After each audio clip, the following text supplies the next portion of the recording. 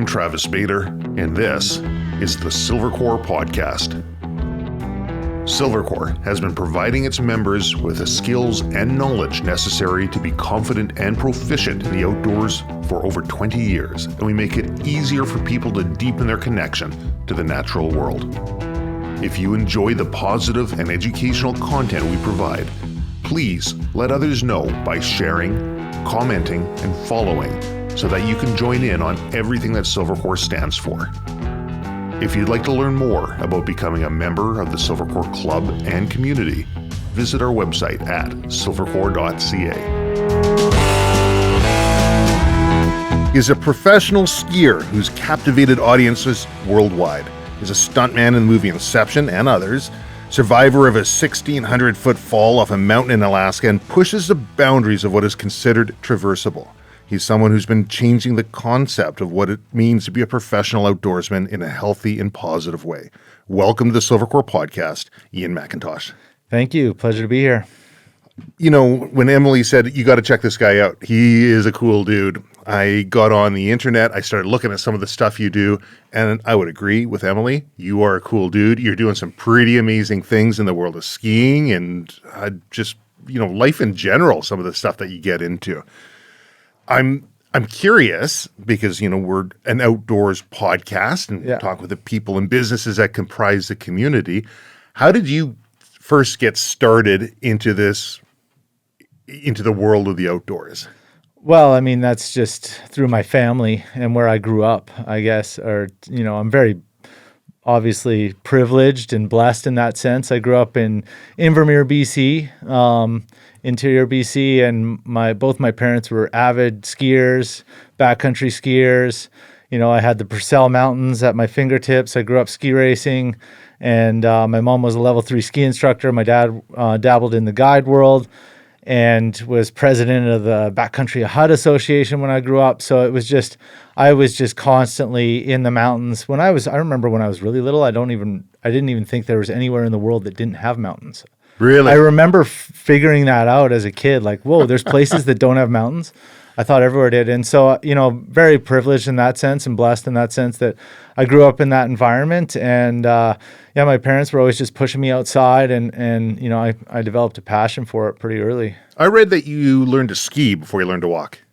Right around the same time. Yeah, it's basically the same time.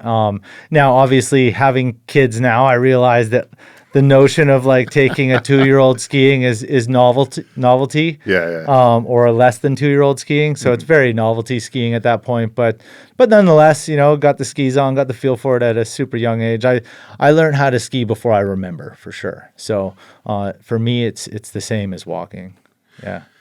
So, I've read through, you've got a number of quotes. I'm going to get into them in a little bit, but there's one viral fall that really captivated my attention because the whole thing was caught on video. There was 1,600 feet in Alaska, and you were, heli dropped in on a mountain and decided to just run this line and everything went sideways? Yeah, I mean, basically, I've doing what I do for a living, there's a certain amount of steps that you take when you're approaching these kinds of mountains that you do to ensure that you're doing it safely and that you're going to, ski out the bottom. And that particular face, we really wanted it on that trip. And it was this type of face that was so north facing. It only got light, and the ridge that went off of it, it only got sunlight on it for like 15 minutes at like 7 a.m. And so we had to get the heli off the ground before, it was even technically supposed to be legally allowed to. And we had to, and then we skipped all these the amount of time that we spend scoping lines. And I honestly looked at the mountain as not that tough of a ski. Like, it's for the mountains that I ski, that was a pretty easy line for me, I thought. And so I didn't really give the mountain the respect it deserved, and I paid the price for all that. I skipped a lot of steps. I rushed it. I didn't pay homage or respect to the mountain, and then dropped in, and the light was really playing tricks with my eyes and the shadows. And we call these like kind of fluted features in Alaska. We call them spines. Yep. And I was on the sunny side of the spine, and I thought I could do a turn on the shady side, but the shady side was just like this vertical wall that dropped into a ditch, into a trough. And once I fell into that trough, I knew it was either, okay, I could straight line this whole mountain, which I'm going to explode at the bottom and probably break myself into pieces, or I can try and get back onto this spine. And when I tried to get back on the spine, because it was such a steep little vertical wall, it basically just high-sided me, spun me around backwards, and I lost both my skis, and then I was tumbling. And then next thing I know, that video goes out and it's viral, and I'm on Good Morning America and CNN and all this stuff. It was a bit of a whirlwind for a few days there. What was going through your mind right as you're dropping in?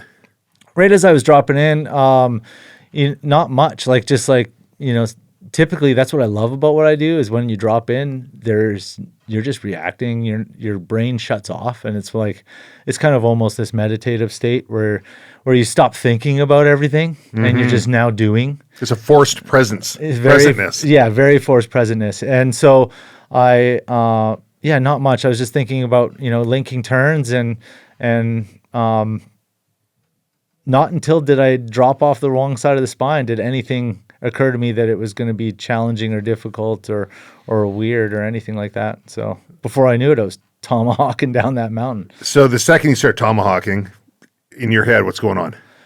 In my head, I'm like, I'm going to the bottom of this mountain, and this sucks, and I'm inhaling tons of snow, and basically those troughs were they're formed from this, because the mountain's so steep, it's constantly shedding snow, and it sheds in those troughs, so the bottom of the trough is like rock hard as this table, and so I'm just like bouncing off of what feels like ice, and getting pushed by all the moving snow. And I knew I was going to the bottom, so I was just like, I got to just like try and grit and bear it. And, I think I was on like the Jason Ellis show, and he was like, it sounded like Homer Simpson falling into the Springfield Gorge. Like, yeah, that was me like the whole way down. But, I pulled my airbag to think like maybe that'll provide me some sort of protection. I was just kind of biding my time until I got to the bottom, really. Did it cross your mind you might not make it through that fall? My biggest concern was at the bottom of these mountains, there's a big crack usually where the glacier's pulling away from the base of the mountain. That's called the Bergschrund. Okay. And my concern was going in that. But then I felt myself go over that. I felt myself do a double flip where all my other tomahawks were single flips. And so I felt myself do a double flip, and I was like, that was the Bergschrund. I'm almost at the bottom. And I knew like once I was past that, I felt like I was going to be all good. So that was my big concern. You ever get your skis back? Actually, my good friend Angel Collinson, she was still up top because she was going to ski a line, and we kind of aborted everyone else skiing lines on the face. And she just kind of picked her way down slowly and gathered my gear for me. That wasn't the first kind of big spill that you took, was it? No, I'd say that one. And then in 2011, which was many years earlier, was probably my biggest crash. And that was again in Alaska. And so you said something I thought was kind of cool. You said you didn't pay homage to the mountain. What do you mean by that? I mean, Mother Nature deserves respect, is what I mean by that. And it doesn't matter if you're going hunting or fishing or mountain biking or skiing or whatever it is. If you're playing in Mother Nature and you're out in the wilderness, it deserves respect. And the mountains, especially the snow-covered mountains, deserve an extra level of respect, I feel. And by not, doing my due diligence beforehand, before I ski it, I feel like I'm disrespecting the mountain in a way. And ultimately, when you do that, you can pay the price. We had a guest on here before. She was on the TV show Alone, where they drop you off and you got to survive all on your own. And Nikki Van Schindel, and she, she was an ace in the hole for that show. They ended up giving her a medical RTU just because the doctor said she'd lost too much weight. She said she felt she was on top of the world. Right. But there's something that she said that always stuck with me. She says, when you come from the city and you go out into the woods, all the little brown birds are chirping you. All the squirrels are chirping at you. You're not in sync with what's going on. And she says every time that she leaves one environment to go into the next one, when she leaves the city or wherever she was, a little higher, faster pace to go into the forest, she'll say, "Hello, forest. It's me, Nikki." And she'll introduce herself, and she'll go through this process. And I like that. It sounds airy-fairy, but you know what? I do it as well. Yeah. And she says, the forest will accept you. The the birds will stop chirping, the squirrels will stop chirping. You start, because about day 3, if you're just going into the forest without going through a process, usually by about day 3, things start ignoring you and you start finding your flow, and you work with your energy starts to align with your environment. That's it. Yeah. Yeah, I mean, everything's energy, right? We're all, everything in this world is 99.99 to the 12th decimal point of nines of energy, more than it is mass or anything, right? And the forest is all energy. All those creatures are energy. We're energy. We're all emitting energy. And so if you walk into the forest and your energy is not in line with, or into the wilderness and your energy is not in line with that space, like i.e. you were just at camp and you hopped in a helicopter and helied to the top of a mountain and then dropped in before you even said, "Hey, mountain, I'm here to ski you." That's right. It sounds cheesy, but there's something to it. There is something to it. And whether it's just, internal or it is definitely something linked to that energy that connects everything, there's a bit of that going on, and you got to pay homage for sure. Well, it sounds like there's a bit of an energy shift for you after the 2011 injury. Do you want to talk about this? What was going on in your life at the time? What was the injury? Yeah, so I mean, I've told this story a few times, obviously, but at that time, I was pretty on top of the world with my ski career. Things were feeling pretty good, but my personal life was pretty rocky. I was married to a woman that I'm no longer married to, and it was not going well. There was a lot of drama and anxiety in my life. Things were not lining up in that respect. And it was the same week I threw my wedding ring in the garbage, told her I was done. And then the next day, we'd been waiting 3 weeks for good weather. And the next day it popped blue. And it was blue for 5 days. And I wasn't sleeping, because I was thinking about my failed marriage and everything else that was going on in my life. And then if I wasn't thinking about that, I was thinking about like all the gnarly lines I wanted to ski the next day that I have photos of, and that just kept me up for night after night after night. And then by day 5, I was actually having one of the best sessions of my life, and I was kind of skiing angry, but like it was working out, I was like skiing at a very high level for me. And that morning we went out and skied a pretty amazing line for me. And then, I started the whole area where I was like, I'm not going to ski there. Like that's like a no-go zone. All of a sudden I'm like, I'm going there. And again, it's like this disrespect for the place. Like my initial gut instinct was don't go there. And then, my first run went really well. My ego gets inflated even more. I'm kind of pissed off about everything else that's going on in my life.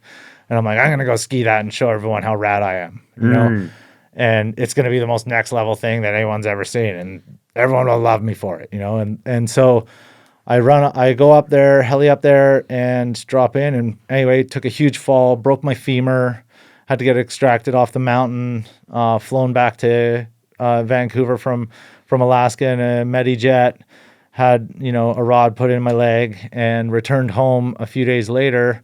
I'd lost a couple liters of blood, but I came home a few days later to my home in Pemberton, BC, and empty house. Wife was gone, broken leg, career might be hanging in the balance. And it was a huge time of self-reflection and growth for me. And I'm a completely different person than I was before that.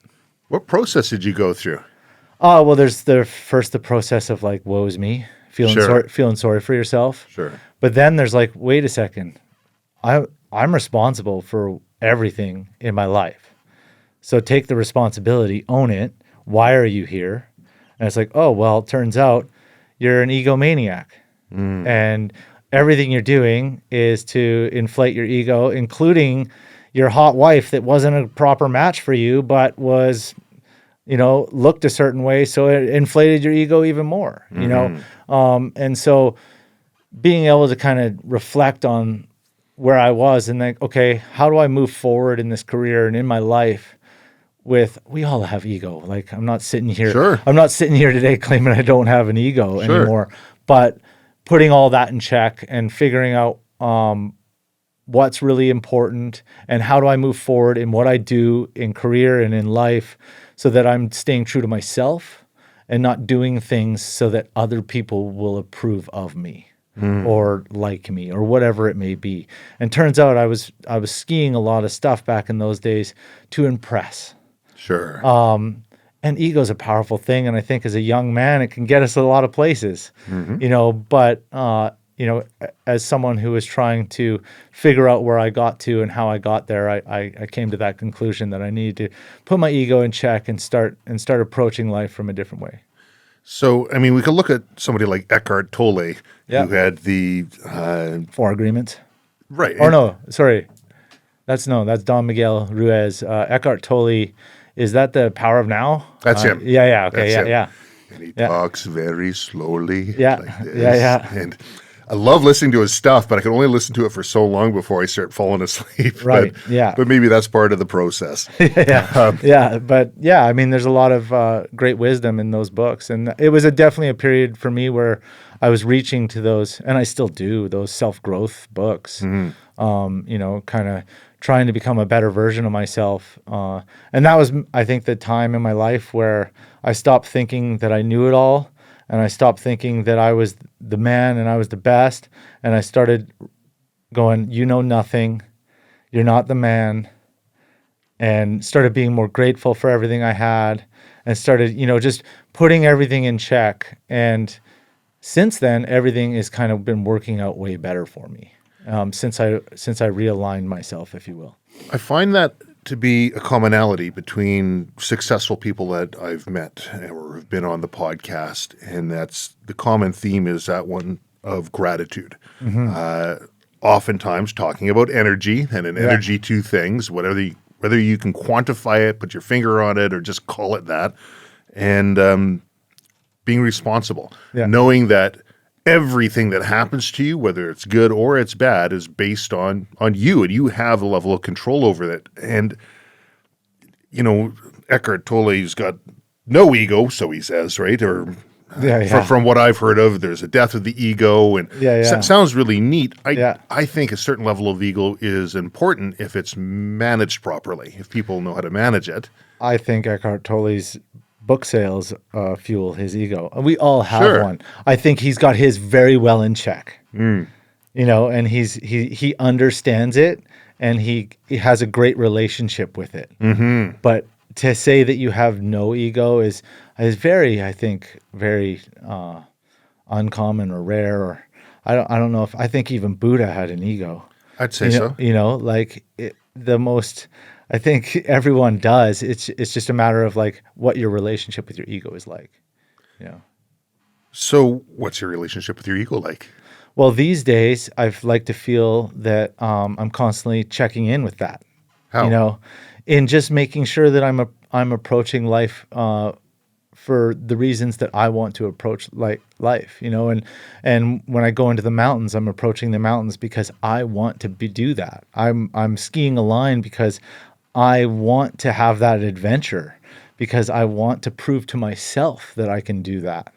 And rather than trying to prove to everyone else, I've got nothing else to prove. I don't need to prove to anyone else, and I don't need anyone else's approval anymore. And it's funny, the more you do that, the more approval you get. And so it's the whole notion of like, to have abundance, you need to first feel abundant. People who feel like they lack and have lack will create more lack for themselves. People who feel abundant and grateful and full of gratitude will continue to attract more of what they are grateful for, and makes them feel abundant in the first place. And so that's why I think everyone always comes back to that gratitude thing.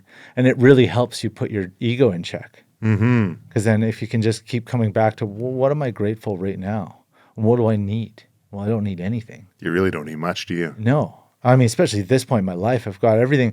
As a young man who was sleeping in a closet in Whistler, paying $200 a month rent so I could ski every day, everything I have right now is what I dreamt of having in those days. And I look back to those days as some of the funnest times of my life, because there was just not a care in the world.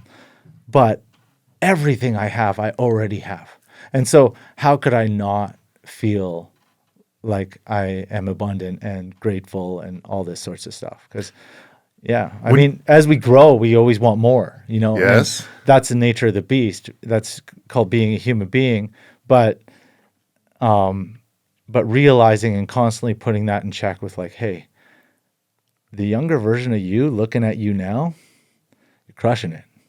I just came back from a hunting trip with a guy. He said, some of the happiest times in my life were when I had nothing. Yeah. When I was working towards something, I was trying to make it. And you look at me now, it feels like I got everything. And Yeah.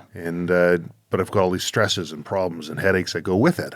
More money, more problems. More money, more problems. It's the nature of the beast, but at the same time, you got to also realize that, like, hey, all those things that you have, you've worked your butt off for, and yes, now it's. I think in our society, it's crucial to not fall into the trap of trying to keep up with the Joneses, to just have stuff because everyone else has stuff, and you need to present this version of yourself. That's your ego that wants all these materialistic things, and then those materialistic things inevitably end up trapping you into this feedback loop where you're constantly trying to work to pay for all your things instead of just being grateful and not needing anything, and then more of everything will just flow to you.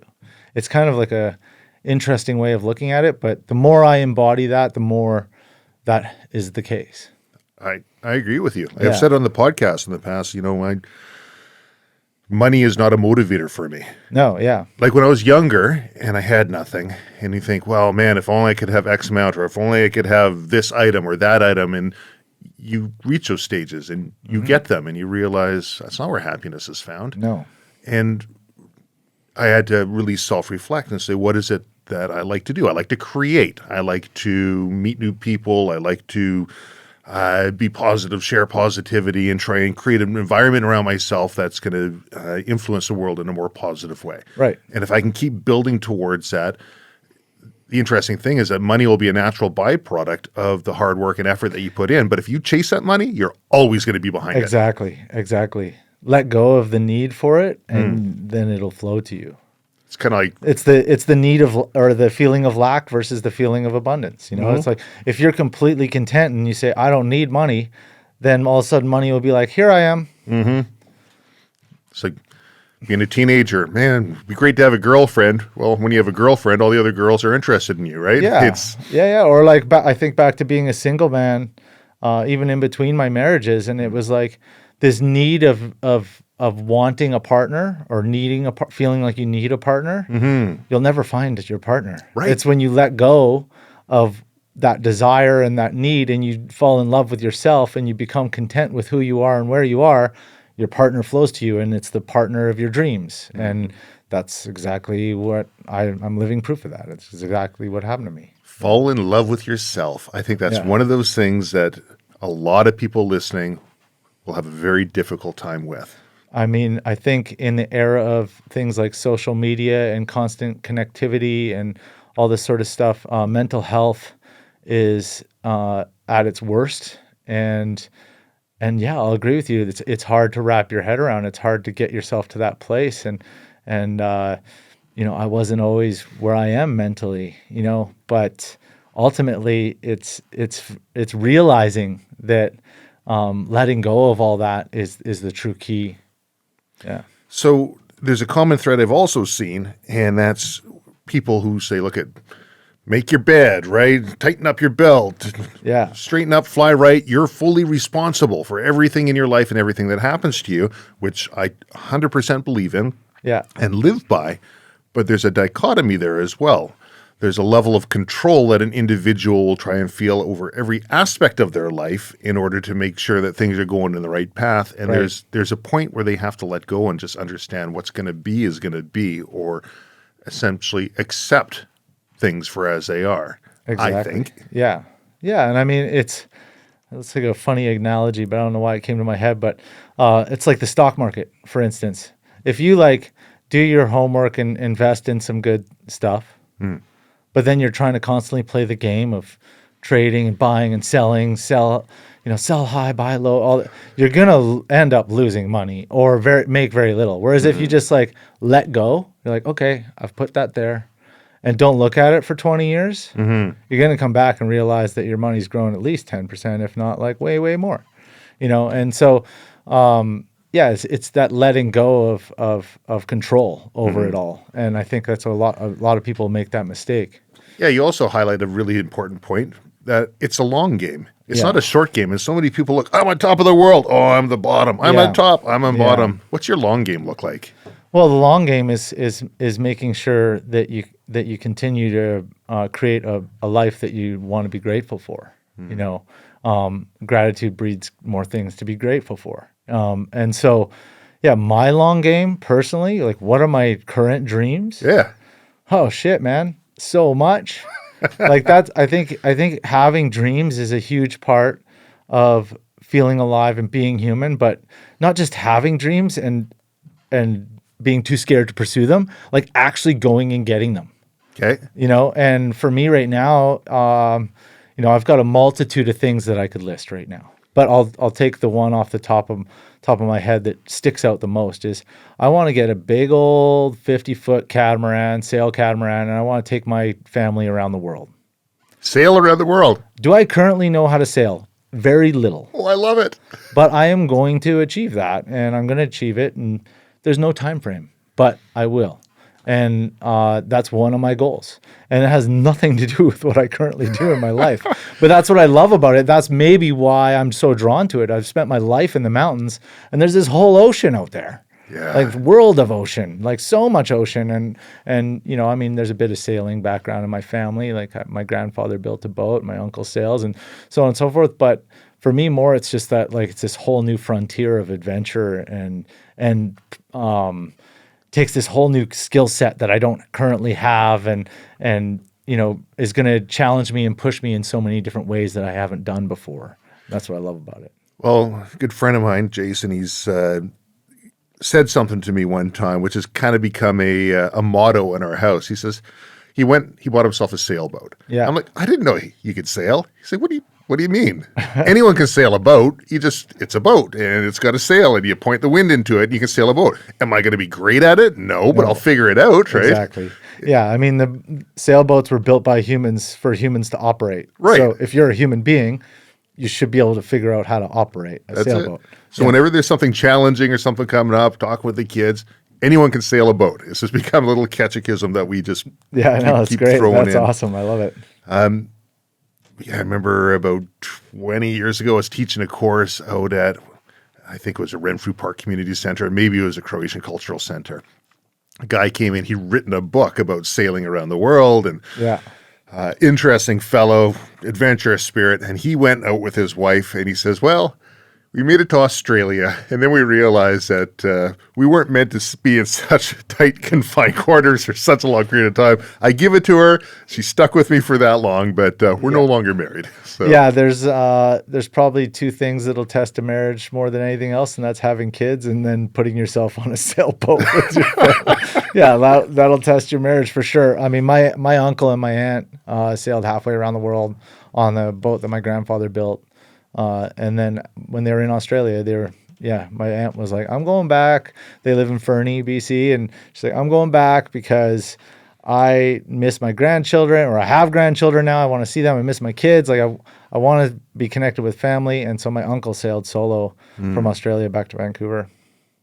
That'd be an adventure. You need an autopilot on that thing, eh? Oh yeah. Yeah.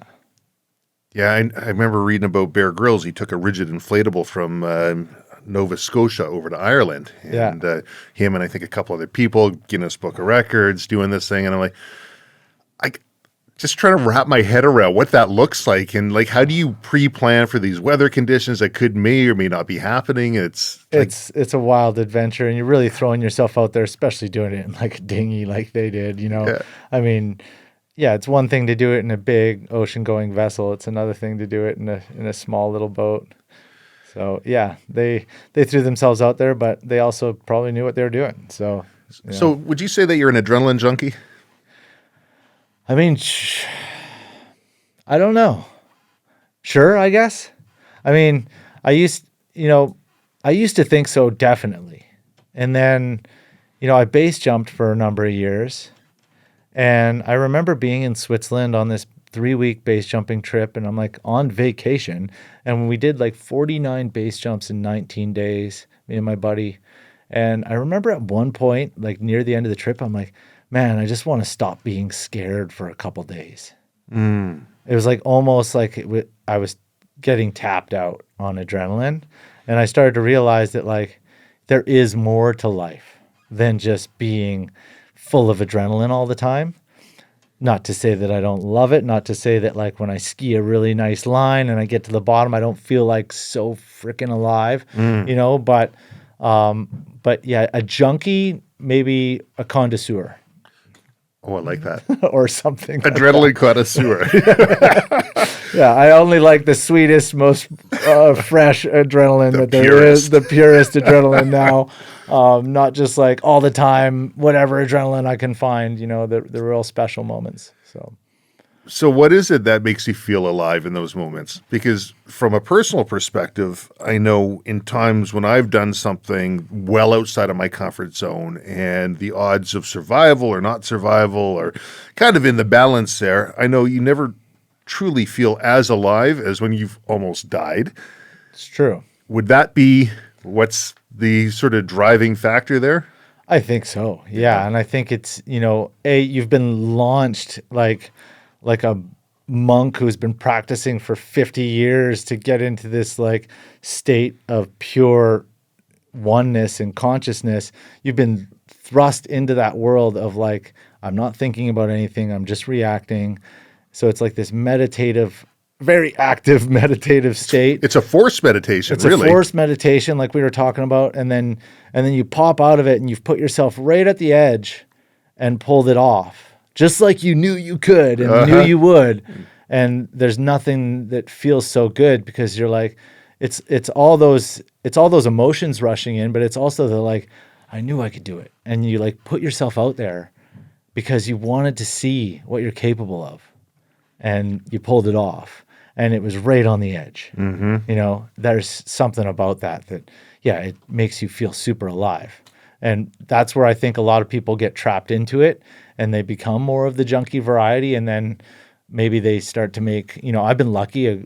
My couple big bad decisions in the big mountains I not walked away from, but I lived through, and not everyone gets that opportunity, so there is a bit of luck there and so on and so forth. But yeah, it's really about that like feeling of I've just put myself to the very edge and I pulled it off just like I knew I could, Like you say, I would say to my wife, it always works out. Yeah. And she says, well, that's because you're still alive, right? Yeah. When you're playing that game, the workout is, you don't get to say that anymore, right? Yeah, exactly. And you won't even realize. Yeah. So, a couple of kids now. Yeah. 2 and 4. Yeah. Nothing makes you recognize your own mortality like that of having children yourself. 100%. How has that changed your game? It's changed my game in the sense that like, I've had kids and I'm a bit older now. Same with my wife. We're both in our early 40s. And so it's in the sense that like, man, I better like be the healthiest version of myself so that I can be around for as long as possible. Because I want to see these 2 little girls grow into women and have families of their own or whatever they decide to do with their lives. So there's a bit of that. And yeah, it checks your mortality in the sense that like, wow, I'm now at this stage of my life. When I was a kid, I looked at my parents like they're so old. And, and now my dad's gone. My mom's still around. But it's like, okay, like when these little girls are my age, I'm going to be on my way out, if not already, And so, yeah, it does in that sense, but it also forces me to make sure that I'm really making those good decisions with everything I'm doing.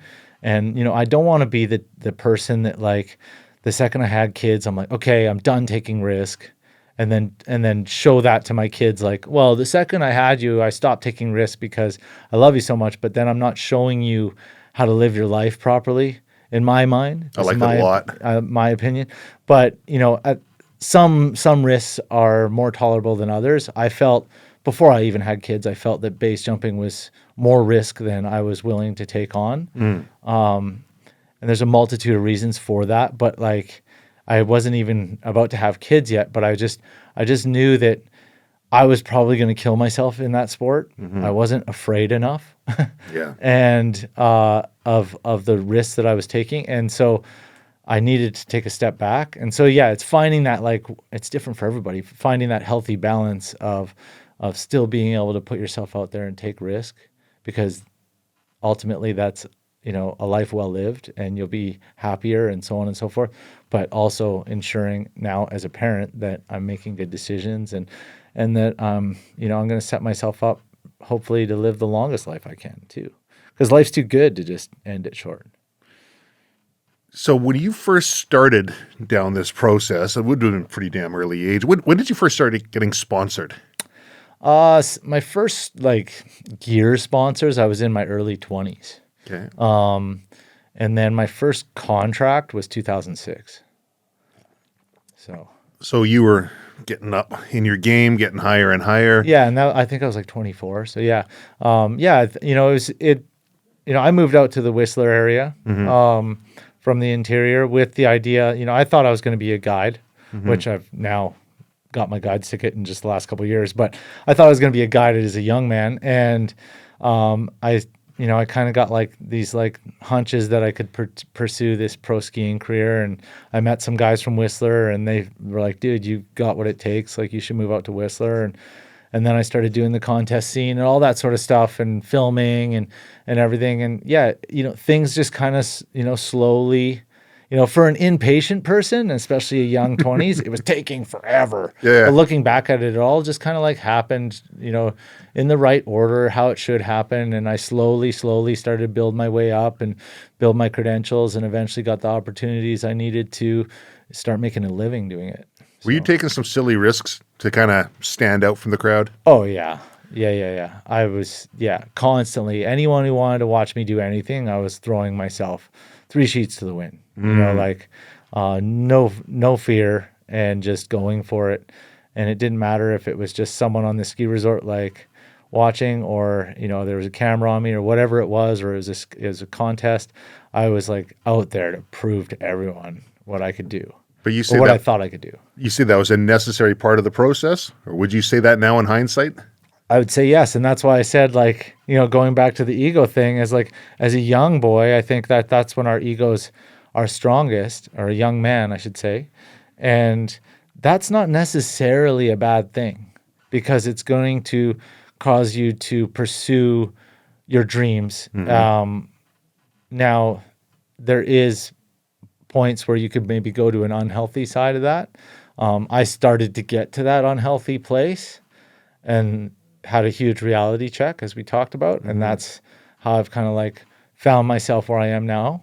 But I don't think without being so egocentric as a young man, I would have got where I am today. If your daughters started going down this route, what would you have to say to them? I would say, if that's what's going to make you happy, 100%, I support it full-heartedly, but know that you're going to beat your body up, and then as a middle-aged person need to find a new career.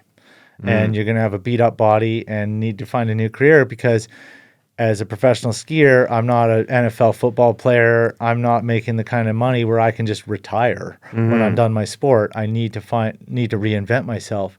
And so as long as they're aware of that, and, for me, if I could do it all over again, I would probably try and go down a path where I, change the world in some way. And whatever that looks like, I don't know. But I guess, it's funny, because on a recent trip in Chile, a guy kind of presented this back to me, because we were having a similar conversation. He's like, well, you're only 41. Why don't you still can go do that? It's what I just wrote down. Yeah. And I was like, you're right. And so, yeah, there's some things in the works that I'm like, okay. There is some ideas being sparked of how could I do something that would have a positive impact beyond just inspiring people to get outside and inspiring people to push themselves and, whatever I do as a pro skier. But yeah, something a little bit more profound that I can look back at my daughters and be like, Daddy tried. Daddy did his best to kind of set you girls up for a future. Well, I think those two right there are going to be the easiest vehicle towards changing the future and having an impact on the world. 100%. Yeah. Yeah, I look at the next generation, you know, my kids, other people's kids. I hope people are raising their kids to have those kinds of morals and to love nature and to love the natural world and to want to protect it and want to preserve it. I think I don't eat meat anymore, but I think the hunting community does a great job of this in a lot of ways. There are some ways that maybe could be done better, but there's still that passion for nature and preserving it and wanting it to be there for future generations so that they can go out and experience the same things and get their own wild meat and so on and so forth. So, there's a lot of polarities there, and that's all you can hope for is that your kids grow up and are the voice and go out there and do something to actually make a difference. That was one of the things that gave me a chuckle when Tiffany was talking with you. And yeah, do you think I'll be a good fit for this podcast? Because I don't eat meat. Yeah. That's good. From my perspective, that's neither here nor there. Yeah, and that was just kind of my uneducated response to okay, it seems like you guys are very want to interview people that are into hunting and fishing and so on. And I used to be a meatitarian, and if I go live on a sailboat, I'm gonna probably eat fish again. Sure. You cut fish out as well, eh? Everything. Yeah. Okay. Yeah. I went full vegan for 3 years, and then talk me through this process because Yeah. it's foreign to me, but I'd like to understand. Yeah. Well, so a good friend of mine, Julia Murray, Dave Murray, people might know, was a Canadian downhiller. Has got a run on Whistler Mountain called Dave Murray Downhill. Yeah. His daughter, a good friend of mine, an amazing human being. She is, your quintessential high energy vegan chick that she works for blogs and she works on social media, and that's her job, or has been her job. She just got a real estate license, but it has been her job for years to promote veganism. And I was interested. I was like, you know what? You're bouncing off the walls with energy. You're kicking all the boys' butts on the hill climbs on the bikes, and I'm into whatever you got going on. Let me give it a go. And so I'm open-minded to anything, and I'll try anything for at least a while. And veganism was great. It takes some time to adjust to and figure out how to get your proper nutrition. Is that hard? At first, yeah, because you're just like, what do I eat? I don't know what to eat. And you're constantly missing things in your diet. And then as time goes on, it's less difficult. Now, last year I went to Italy with my family for 3 weeks, and that'd be tough. We got back into the cheese pretty hard. Yeah. And I came back and I'm like, okay, you know what? Vegetarian actually for now is where I want to be. Mm-hmm. And I don't know if a year from now I'm going to go back to being vegan or go back to eating meat or pescatarian, whatever. I'm open to anything. I'm not closed-minded about anything. This is what feels right for me right now. I've got this really sick Gosney pizza oven sent to me, and I saw that. Yeah, and so I'm like, I do not put pepperoni on that pizza. Well, I mean, I don't put pepperoni on it, but a lot of my friends put theirs. I cook a lot of pepperoni pizzas at my house for my friends, football Sundays and stuff. But for me, it was this fake cheese, this cashew cheese is great. It's just a dip. I don't call it cheese. Okay. It's all these other vegan cheeses that are made from nuts. They're delicious and good for you. Yes. Okay. But the type of fake cheese that melts on a pizza doesn't work. It's made of coconut oil and a million other ingredients you can't pronounce. So that's in my mind not better for you. And so that's where I kind of started drawing the line. I'm like, I like pizza, and I'm going to have real cheese on my pizza. Damn it. If I'm not having bacon and if I'm not having all this other amazing meat product, I'm going to at least have some good cheese on it. And I'm with you on that one. Yeah.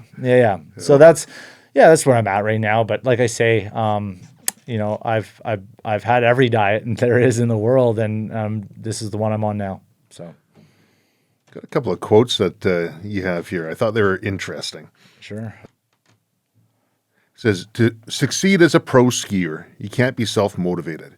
You have to let go of the ego. In this industry, there's only group success. And if you're focused on the individual, you'll be alienated. Yeah. I've seen a lot of athletes in our sport that people don't want to work with Some of them have continued to find success because they're so freaking talented, but they just make their own movies, But if you're not one of those people, when you go on to film a ski movie, you're part of a ski movie that has 20, 30 athletes in it. You want the whole film to be good. Mm-hmm. You're going on trips that have cinematographers, safety personnel, maybe chefs, maybe, a laundry list of photographers, a laundry list, heli pilots, all these other people that you're working with, all the other athletes that are on the trip, you're also working with. Collectively, you want to make a good product. And so to go out every day and you yourself only gets good shots and gets good lines and everyone else crashes. Do you want to know what the vibe is like at the end of the day? Oh, it's got to be terrible. You're like inside, you're like, that was sick, I had a sick day. But like everyone else is just like so down in the dumps. It's no fun. And then also now the portion of the film that you're trying to make isn't as good because the only person that's doing anything good is maybe yourself at that point in time. Much better is when everyone crushes it at their job. The cinematographers nail the shot. Every skier nails their line. The photographer nails their shot. The guides did a great job. The pilot flew the heli so well. Everyone crushed. The chef makes a great dinner that night. Everyone crushed it at their job, and the vibe is through the roof. The energy is through the roof. And then that energy carries through the whole trip and the film as a whole. And so now you're part of something greater than yourself, and you're active player in making the collective whole succeed. And if the collective whole succeeds, you succeed more. That's awesome. Than by yourself. Actually, part of a group called the Collective. There's some special forces folk and military folk. Have you heard of them? The Collective? Yeah. Okay, there you go. Yeah. But, every single day, at least for a year, putting out new podcasts and stuff. And it's the same mentality. How do we make the collective better? How do we work together? Right. And in the hunting world, it was an interesting one because like you look at social media and you see the Instagram famous and the famous social media people who are out there hunting and all the hero shots and they're going back home with game over their shoulder and it's all about them. Yeah. I was over in Nuremberg a few months ago, and I was talking to the head of the hunter education and firearms training for the Bavarian region. He was saying, it's completely different over here. Like, we've got a process. If you go out, especially for your first hunt, your first stag that you're getting, when you're successful on that, you don't come back and you're not celebrated by everybody. It's your job now to celebrate the person in camp who's cooking, the person who helped set up, the people who are out, everybody else who made this possible. Totally. And I really like that mentality. And it sounds like you've taken a very similar mentality to that German hunting protocol to your work. For sure. And the more I've taken that mentality to what I do, the more success I find. And not just in skiing, in life. Everything I do has that mentality going into it. With my wife, raising our children, is if we have this collective mentality, nothing can ever stop us. We're unstoppable and we'll always succeed. Because trying to just do it on your own, man, it's a lonely road and it's a tough one. And you get there at the end, and nobody cares. That's it. Everyone knows it's not the destination, it's a journey. So if we can realize that part, that it's a journey, who are you doing the journey with? Exactly. One of the major film companies I work with is Teton Gravity Research. They're an action sports media brand. And every year when we just came back from our world film premiere of our new film in Jackson, Wyoming. And every year we go up the gondola and we have a big feast and it's called the family dinner and we do speeches and we give out awards to the old legacy athletes for, and it's really this family vibe. And that's why I think that brand has been so successful for so long. And it feels cool to be part of that family and to be celebrated as part of that family and not just someone that people are or maybe just putting up with because they have to, or B, they're just they don't really want to bring you into the family. You want to be part of that. You're not just a meal ticket. You're not just someone it's not just business. Yeah. And so it feels nice to be part of something like that. And with that mentality, that's what creates that, I've had people tell me before, it's not personal, it's just business. Yeah. And I can understand the concept that in business, not everyone is going to be friends, but you've got a shared goal that you're working together. And that goal is going to take priority over the individuals. That's the collective goal is going to take priority over the individual. But I always come back to every part of business is personal because business is built on trust and relationships, and that trust takes time to create. I mean, your reputation is got to be impeccable if you want to succeed and move forward. So when they say it's not personal, it's business, I'd say it's a good healthy dose of both and having that perspective. For sure. And I think that sentiment just is a cop out for people that prioritize, themselves over anyone else around them. And that's fine. You might get ahead for a while as that, but then you'll just end up being a wealthy, old, lonely person, with nobody around you. Instead of the alternative could be being a wealthy, old, celebrated person with tons of people that love you and respect you. And then, that day that comes where you meet your demise, there's a ton of people there speaking volumes and remembering you, because what is our legacy? And ultimately, if you're only in it for yourself, your legacy is going to be crap. Do you think about that a lot? What your legacy is going to be? Not really. But like a year ago, my dad died. And so I guess it kind of got to front of mind. He's got an amazing legacy. He was an amazing human being and very celebrated. So yeah, I think that ultimately we want to be that person, don't we? If your motivation is to be the person that nobody remembers and nobody cared about, then you're dead. You're done. You're done. Whereas you'll live forever if you made a big enough impact on enough people, or at least a lot longer. They say you died twice, once when you pass away, and the second time when the last time your name was uttered. Yeah, exactly. So Teton did a phenomenal, and I shortened it because I don't know the whole, Teton, what is it? Teton Gravity Research. Gravity Research. They did a phenomenal interview with you. I thought it was really good. I pulled a few of the quotes out of there. They took a different approach, and now that you're mentioning there's sort of that family aspect to it, I can see why, because that's what it felt like when you're going through the interview. That's good. I'm glad that came across. Oh, it totally did. Yeah. But one of the things that came up was your aversion at the time anyways to getting back in a helicopter and using that. And instead you were going up by foot and summiting your mountains, doing 2-3 runs instead of sipping a latte, going to the top. And What talk to me about that? Yeah, I mean, I got to a point in my career, I was, I guess, over a decade as a professional skier. And I just kind of felt like I was just doing the same thing every year. And I wanted to switch it up. I'm very pro environment. I'm very pro protecting Mother Nature and preserving her. And so I was like, okay, I'm just going to stop traveling so much. I'm going to not use helicopters anymore. I'm going to not use my snowmobile anymore. I'm going to just primarily just hike mountains.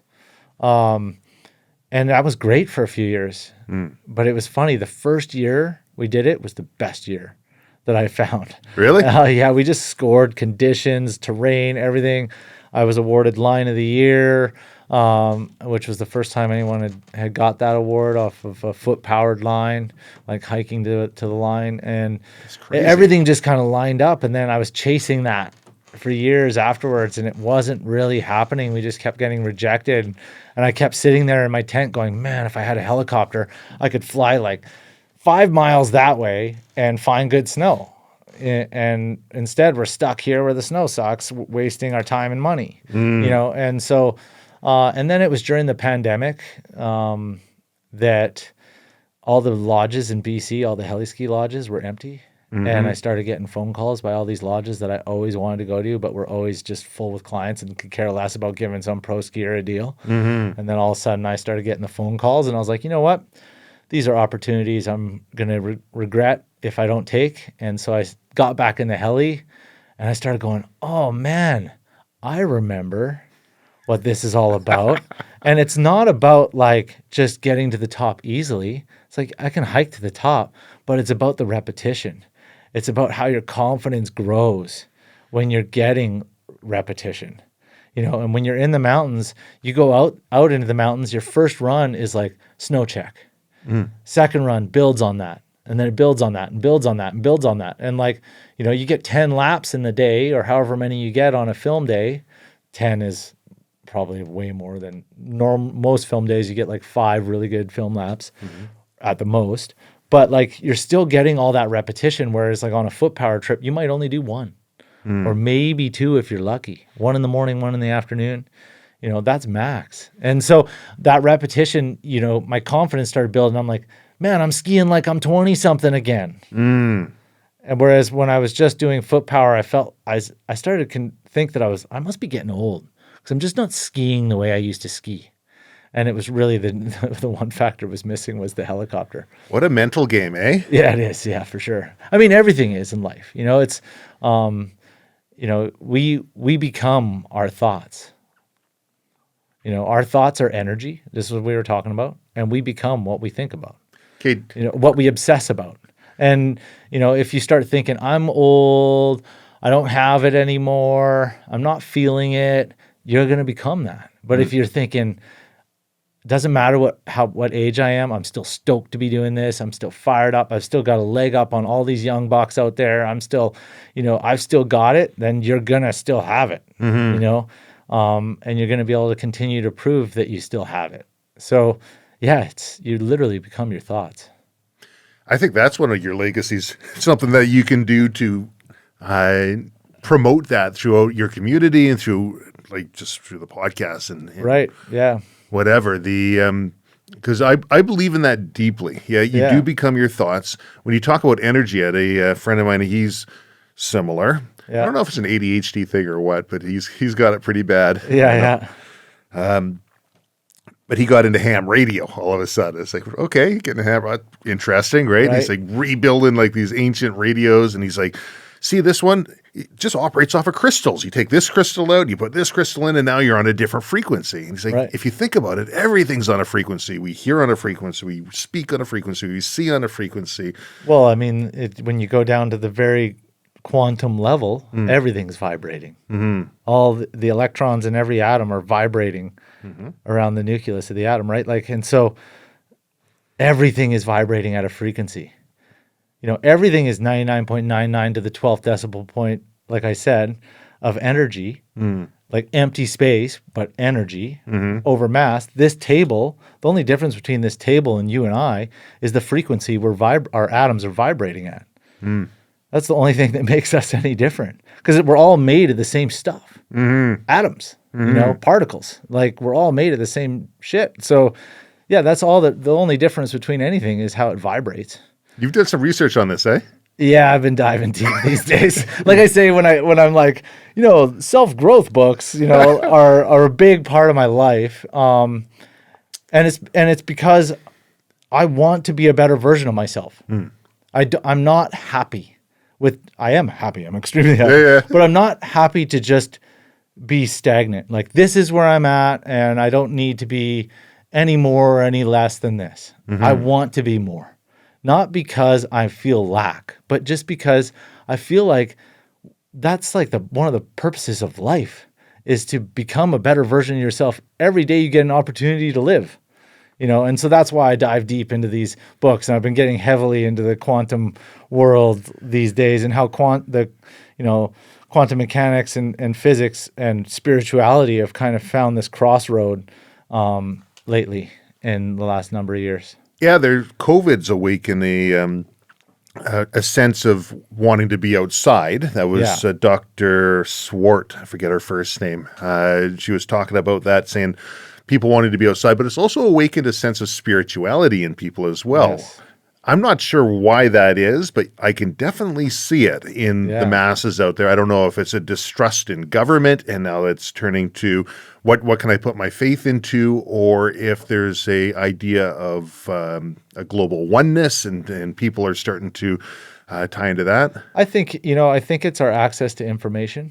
Okay. Sometimes the access to information can just overburden us with information and not give us education. But if you turn that information into education, you actually learn it, apply it, and use it, then it is true information. And I think a lot of people are starting to learn that like the things that I'm talking about are real. They're tangible. And when you align yourself with the energy that you want to align with, and you're going to find success, and it's like immediate. The results are immediate.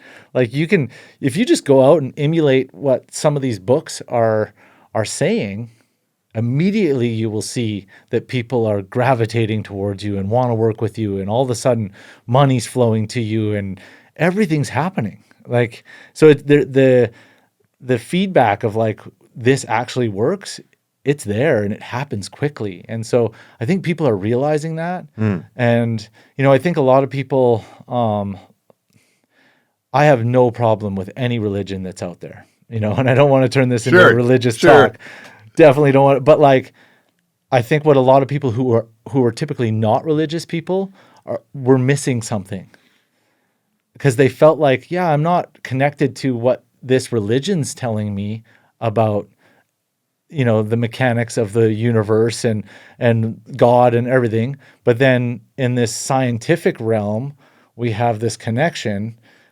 And on this quantum level, it seems to be like these mystical, magical things are happening. And learning that you're just a ball of energy influencing all the other energy that's coming into your world and around you can have a profound impact on one's self. And so, yeah, I think diving deep into that has kind of been something I've been doing lately. And it's been, like I say, immediate results. Like I'm seeing the results happening before my eyes. It's one of those YouTube wormholes that you can get stuck into. YouTube wormholes. I'm a big Audible guy because I spend a lot of time traveling, and I can just audiobook, and I kind of think of it as like the Matrix when like Neo gets plugged into the chair and just like now Taekwondo. It's like you just like download information. And so, I think it's pretty sad to think that like vast majority of people only read fiction, and very few are diving in but I think that's changing. And I think our access to information is changing. And for me, having something like Audible, someone who hated school and hated reading and all this sort of stuff, to be able to just download these books into my brain, and then just keep going down the rabbit hole, like 20-hour book, done. Are you retaining it though? Yeah. And when I think I don't retain it, I just go back and listen again. What kind of books you listen to right now? There's like Secrets to Manifesting Your Destiny. There's, Becoming Supernatural, You Are the Placebo, Breath. I'm listening to books on money these days as well. How to, reach your potential, your earning potential. Yeah. Which one's made the biggest impact on you?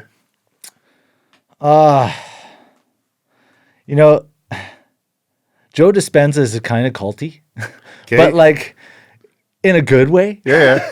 But his book, Becoming Supernatural, was kind of like a really eye-opener to me.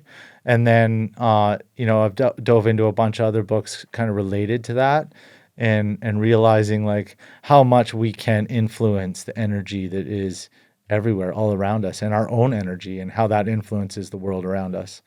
And then, learning, I'm an adolescent in learning how to meditate. But I always used to think, what a kooky thing, meditation. Who meditates? What a bunch of kooks. But now I do. There's so much power to it. It's a superpower. Totally is. And so now I've gotten out of that judgmental mind of like, assuming something is some way without ever trying it. And now I'm in a very open mind. I'll try anything. And meditation is like a superpower. And yes, it is very hard to properly meditate without your mind constantly wandering off, because that's your ego.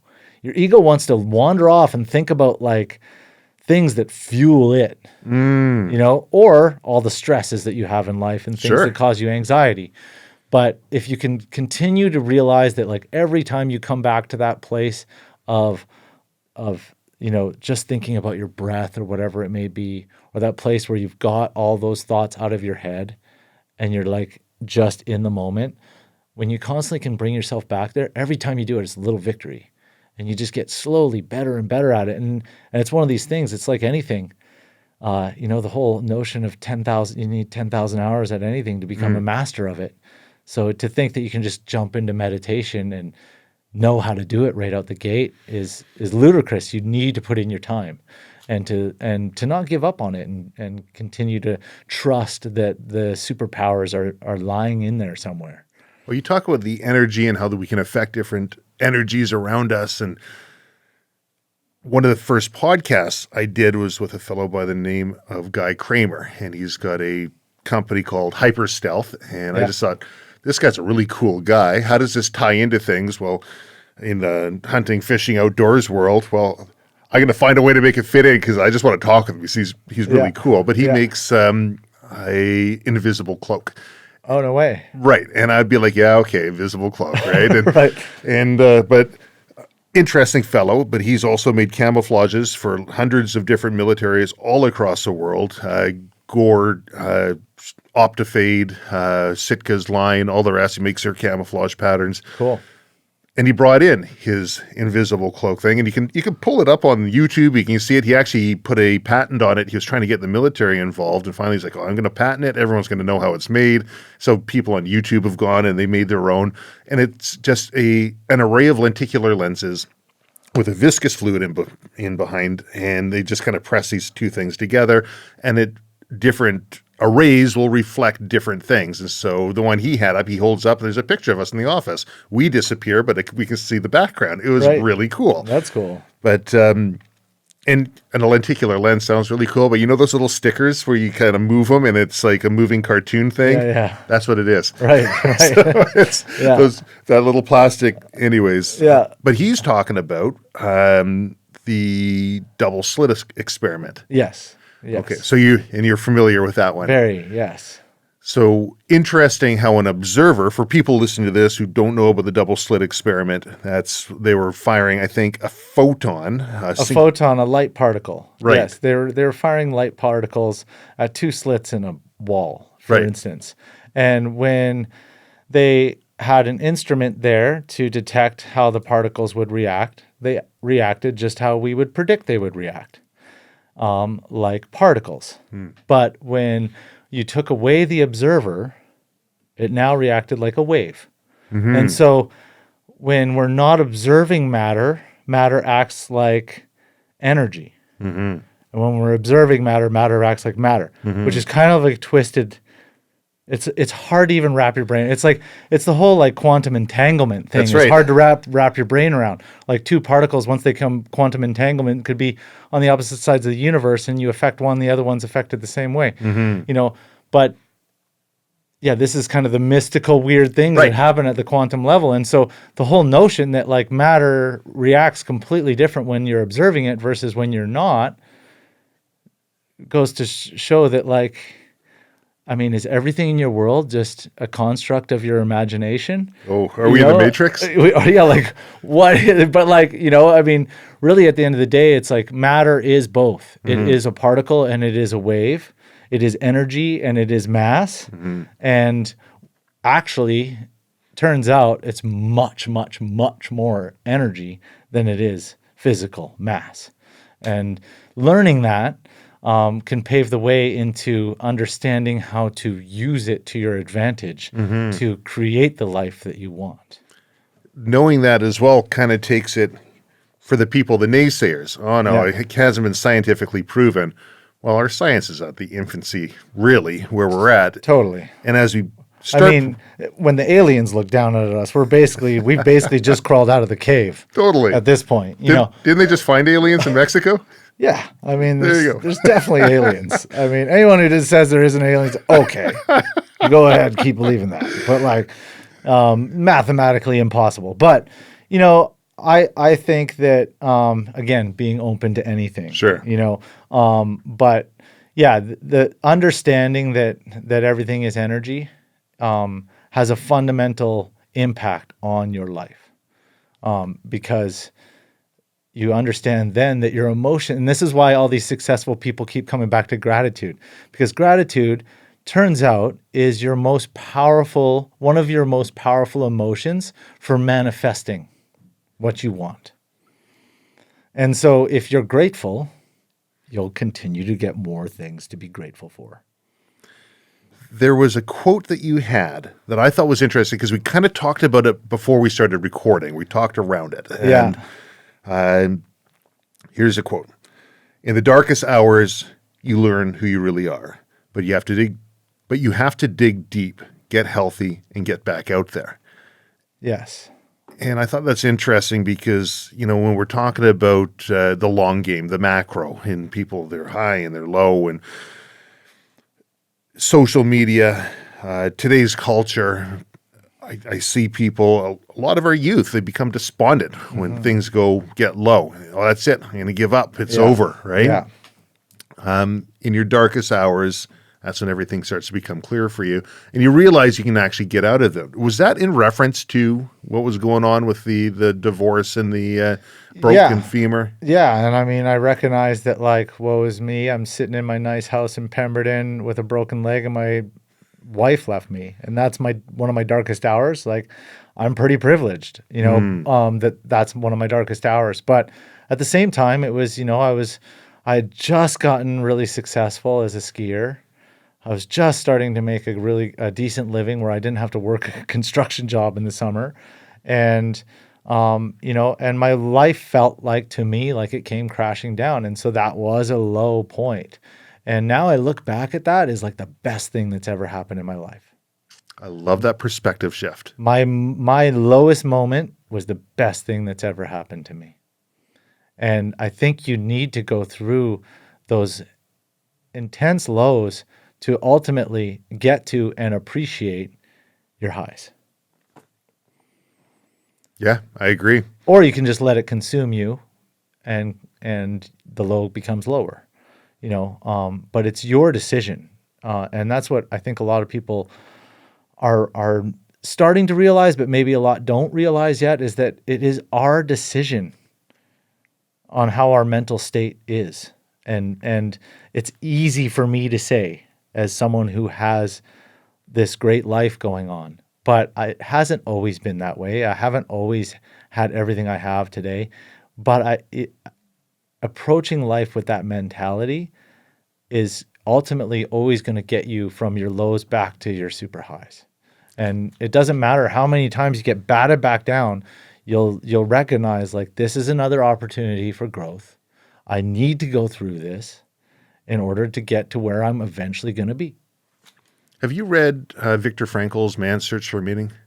No. I'll put that on my list. Okay.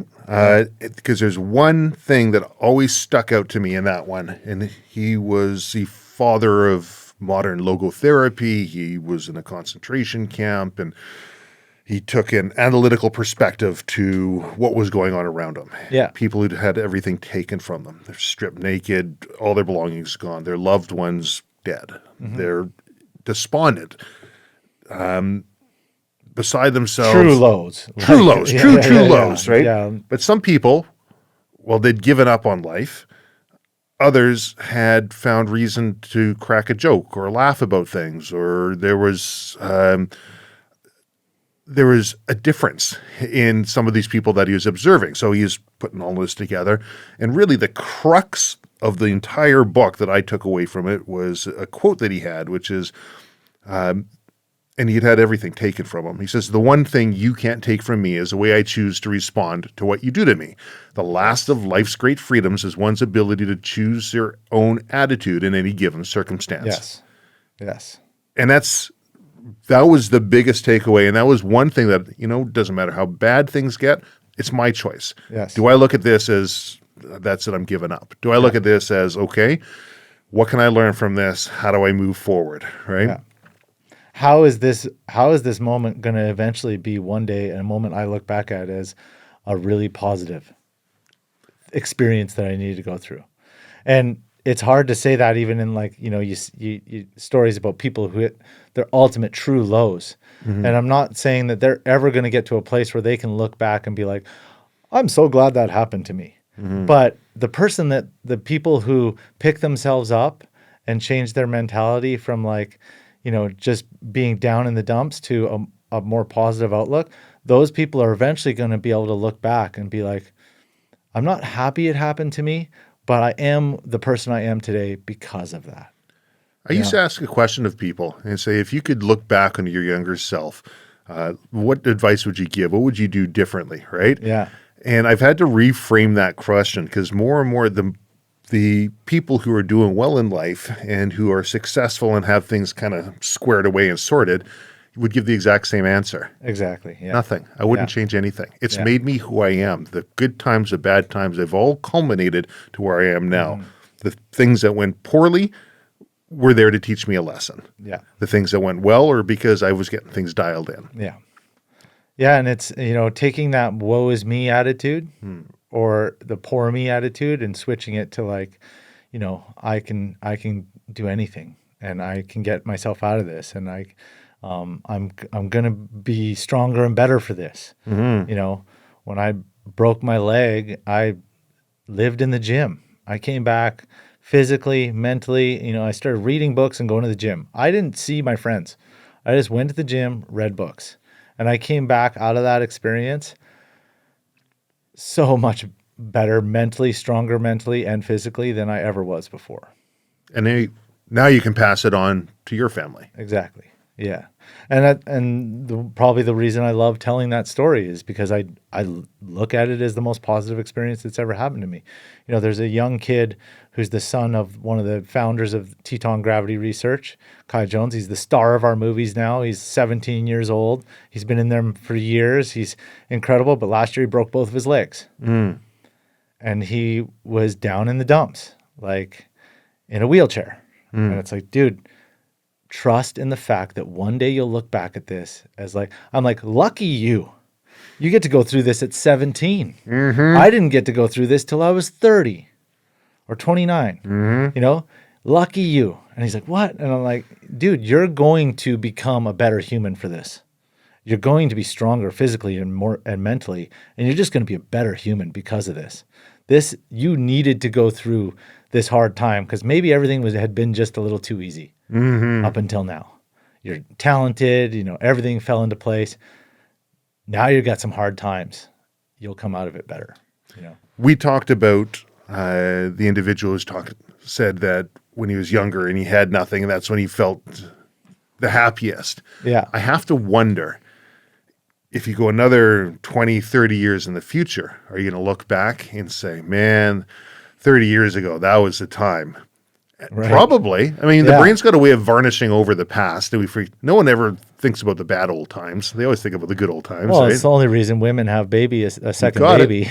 You got it. We forget pain, and we try and, things that stick in our mind are the positive, more memorable experiences, and we are conditioned to forget pain. Right? We're supposed to forget it, or else we'd never, like animals wouldn't hunt anymore because their last hunt they got injured. They would never go out and eat again if they were afraid of pain. So, we're conditioned to forget that sort of stuff, and ultimately, these are opportunities, like we're saying, to grow as a human being. And one day you'll look back at it and you'll be like, I only remember the good.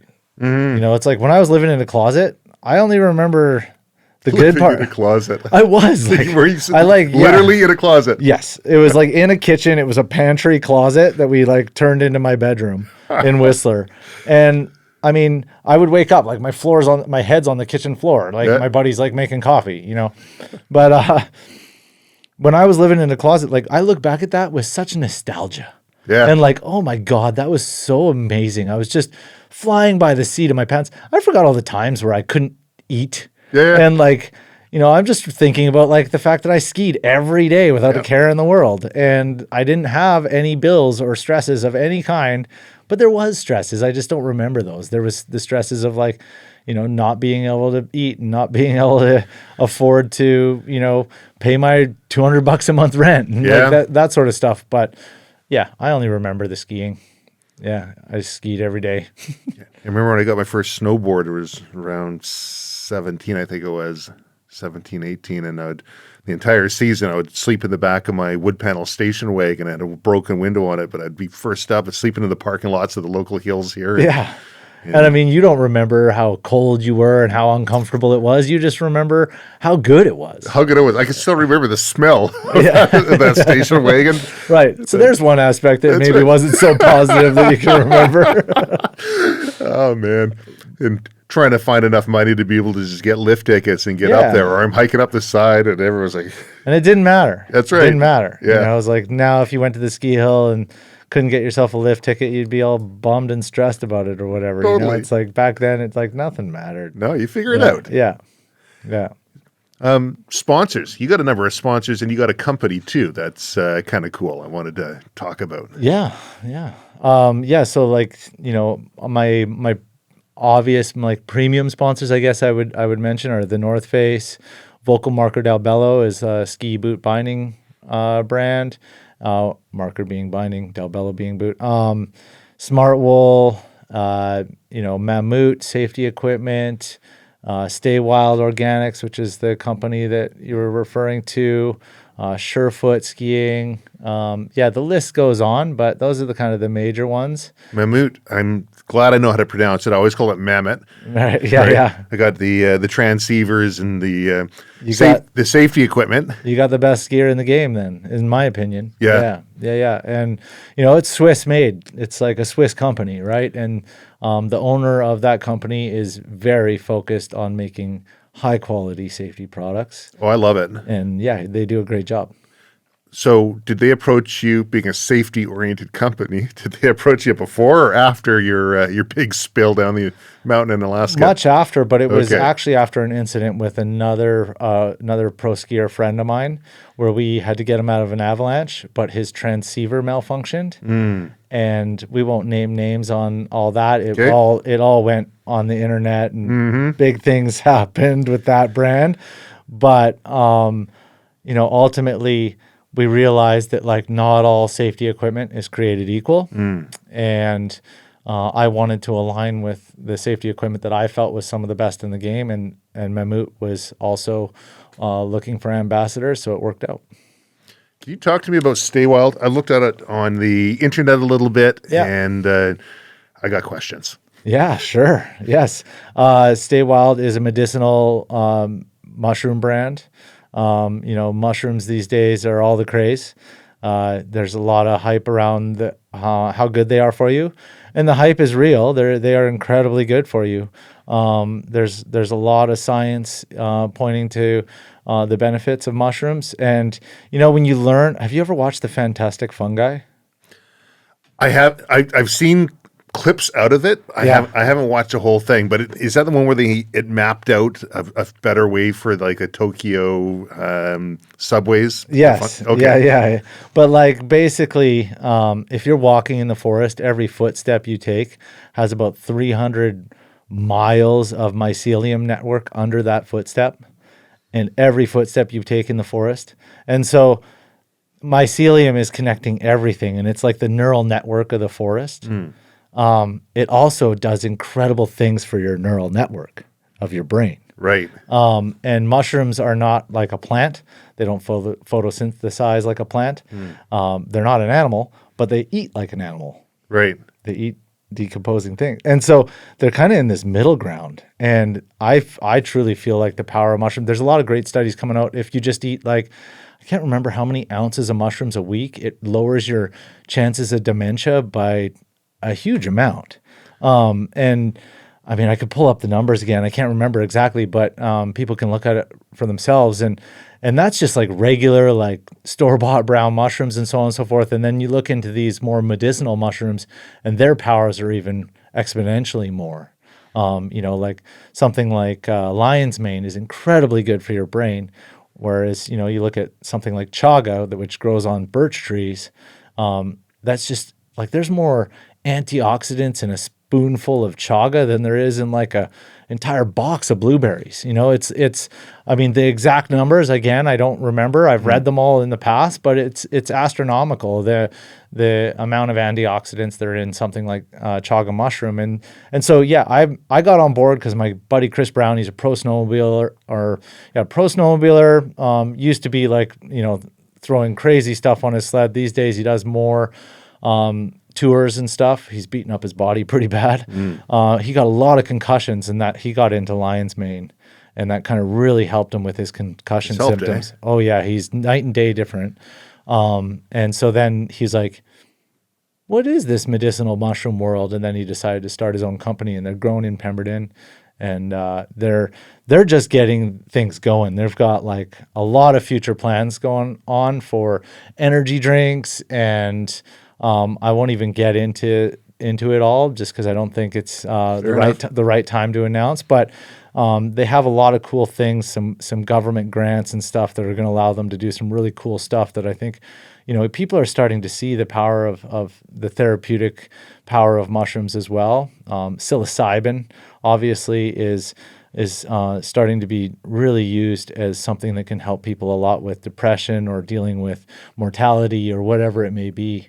And I was surprised at the number of people who I've spoken with on the podcast who use psilocybin. Like I've had some special forces folk, and talking with one fellow, and he's like, "Oh, I don't like medication. I don't use meds." Right. Okay. Oh, but I do microdose psilocybin, and there was a time I did ayahuasca. He goes through this whole list. I'm like, okay, to me that sounds like meds, but I think it's being viewed a little bit differently nowadays. Well, it's like holistic meds. Right. You know, I think our system in the world is really set up to, like, the fact that the Food and Drug Administration, and there's one in every country, I'm not just talking about America, but the fact that they are the same administration, so we're going to feed you the food that gets you sick so that you can take the drugs that don't make you better but deal with the symptoms of your sickness. Right. So, you know, this is where medicinal mushrooms are outside of that world, and they're dealing with the actual sickness. And actual healing and preventative medicine. You know, there's a book that I did recently, Lifespan. Okay. And I'm trying to remember the author, but he's a PhD at Harvard, scientist that he studies longevity in human beings. Okay. And he was touching on the fact that you know, Australia, for instance, in the 90s, I think it was, they made this huge initiative because they have a government healthcare just like we do in Canada. They're like, we want to spend less money on our healthcare system, so we're going to work hard on preventative medicine. And they've, in that period of time, in 30 years, they've extended the lifespan expectancy of an Australian by 10 years. At the same time, the lifespan in America has gone the other direction. 10 years extended. Do they just cut out the VBs? It's more of a holistic, health-based, focused, preventative, you know, like all the obvious stuff, eat well, exercise, sleep. Good mental health, you know, all these sorts of things that, you know, not too much stress, all these sorts of things ultimately keep you healthy. And in our world, it's more about like, whatever, just eat whatever you want, do whatever you want. And then when you get sick, we'll give you something that, you know, doesn't cure you, but it'll deal with the symptoms of whatever your sickness is, so that you're not in pain or discomfort anymore, you know, and, you know, companies are making huge amounts of money. The food industry and the drug industry are making huge amounts of money, with this system the way it is. And so, for me, stay wild mushrooms, medicinal mushrooms lie outside of that, and they're the more holistic, they're the more preventative medicine. And the thing about mushrooms is, you know, someone like Chris Brown, who had like hardcore concussion issues, has really noticed the difference. Someone like me, I have noticed the difference. It's not that I haven't, but it's a lot more subtle. But I trust in the science, and I believe in the fact that I'm doing preventative medicine. And also, not only do I trust in the science and believe I'm doing preventative medicine, but going back to a book I referenced, You Are the Placebo. Whereas just my belief alone, I could be taking pills with nothing in them. But if I believe hard enough that that is going to make me healthier, it will, because the ultimate health machine is your mind. Yeah, I agree.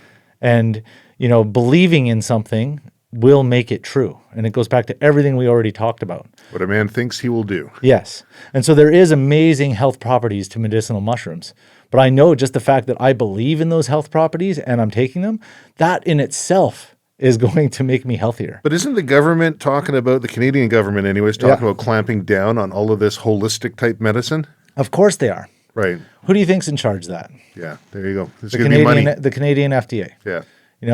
The people that want to make money off of feeding us crap food that they can mass produce, and then when we get sick, selling us drugs to deal with the pain of our sickness. That's the MO, and of course they're going to try and clamp down on this sort of stuff. But I will say at the same time, Stay Wild has gotten Canadian government grants to do stuff, and their growing facilities and the new facilities that they're developing in Pemberton for the future are a big part of that. And so they might be trying to clamp down on it, but at the same time, they're not. And I think the legalization of marijuana is a I'm not going to sit here and be a proponent of you should do marijuana or not, but for a lot of people, it's helping them, and just like allowing people to have that choice and take that holistic approach. If that's helping you with your anxiety or whatever it may be, then great, you should be able to do it. Instead of being like, no, that's illegal because we're going to sell you this instead.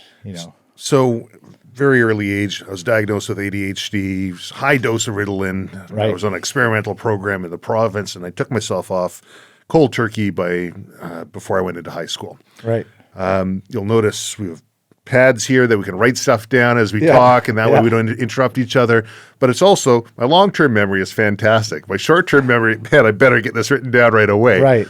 So you're saying lion's mane, is that the one that's supposed to help with that kind of stuff? Yeah, lion's mane and reishi mushrooms will really help with your cognitive function. And there's actually new scientific studies that are directly pointing to lion's mane helps your brain grow new neural pathways.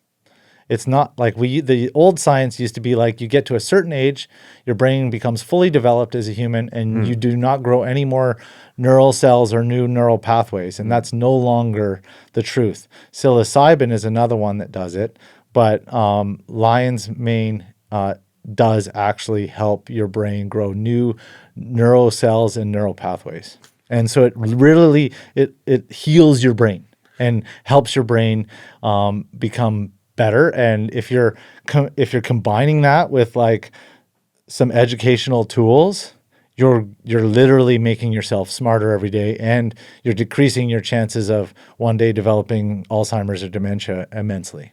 So a friend and past podcast guest lives up in the Squamish area. Sonny, he's a pro bare knuckle boxer, and he's raises money for Heroic Hearts, and they use psilocybin treatment for PTSD and veterans. And anyways, and he keeps saying, these medicinal mushrooms out there, but you have to put the work in, right? Because the same thing, he says, makes the new neural networks and all the rest. I have to wonder though, because I've heard the analogy, it's like a ski slope and everyone's gone down this slope and you got the ruts that are all worn in. It gives the ability to basically fresh snow, and you can start choosing new paths, new ways to go. If it gives the ability to create new neural networks, so hopefully you're putting the work in to be able to do something that's a little bit more positive. Yeah. If you don't put that work in, are you doubling down on those past neural pathways that aren't bringing you the success or the happiness that you're looking for? I mean, I think so, but I mean, I don't know I don't know what the science is there, so I'm not going to say definitively yes or no. My gut instinct is probably yes, but it goes back to the same thing of like manifesting. It's like, the whole idea of like the energy connects everything, and the feeling of abundance creates more abundance.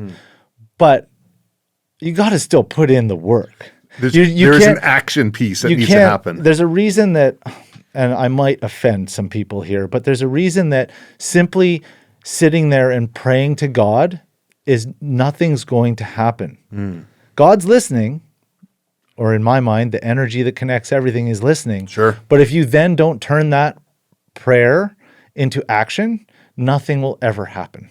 And so it's about combining all that stuff, right? So it's, yes, take the lion's mane, but continue to download books into your brain, continue to exercise your brain so that those new neural pathways have reason for developing in the first place.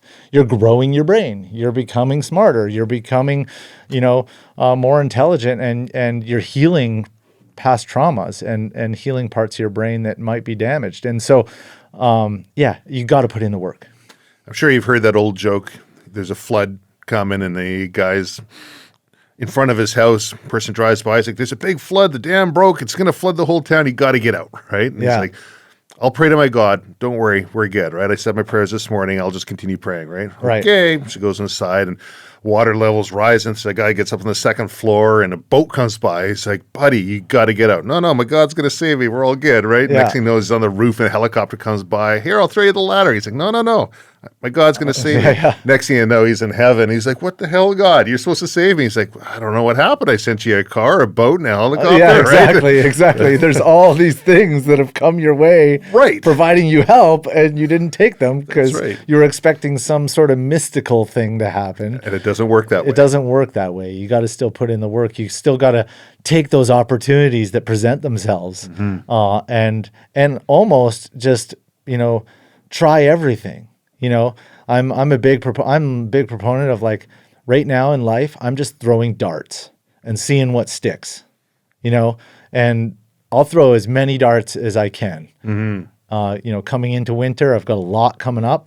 I'm just like, what else can I, sign myself up for? And, probably only like 25% of it will end up coming to fruition, but I'm just trying everything and seeing what sticks. And then ultimately the universe, it's like, okay, you're putting in the work. Here's the path. The universe will unfold as it should. Yeah. Here's the path that you need to take, because here's the darts that stuck, and so, that's kind of my mentality right now. Is there anything that we haven't talked about that we should be talking about? Oh, good question. I mean, we can talk about, I don't know. You know what's a huge trend these days that I've gotten into? What? Fasting, intermittent fasting.